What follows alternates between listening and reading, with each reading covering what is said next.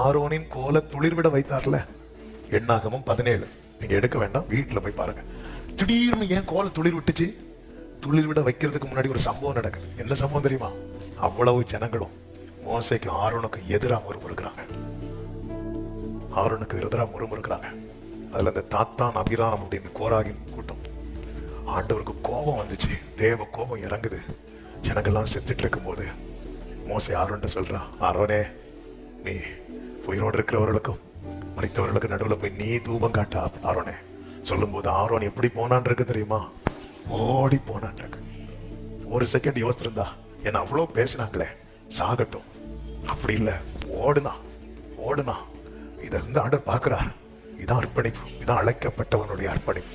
1000 பேசட்டும், ஆமே, எனக்கு சத்ருவா இருக்கிறவனுக்கு அவர் சாப்பாடு கூடன்னு சொன்னா நான் கொடுக்கிறேன்னா நான் அர்ப்பணித்திருக்கிறேன் அர்த்தம். ஆமே, 1000 பேசுற ஓடுனா பாருங்க. உயிரோடு இருக்கிற மரித்தவர்களுக்கு முன்னாடி போய் இப்படி நிக்கிறான், இப்படி நிக்கிறான். அவன் உயிரை பணையம் வச்சு தனக்கு எதிராக எழும்புறவங்களுக்காக போய் நில்லுன்னு சொன்னதும் போய் நின்னா பாருங்க. ஆண்டவர் பார்த்தார், எல்லா கோத்திரத்தின் கோலையும் வாக்கு, இந்த லேவி கோத்திரத்துல ஆரோன் எழுது வச்சுட்டு போ, நாளைக்கு பாரு. அது நடத்த முழுமையான அர்ப்பணிப்பு, உங்க வாழ்க்கையின் கோலை துளிர்விட பண்ணுவதற்கான ஆயத்தம்.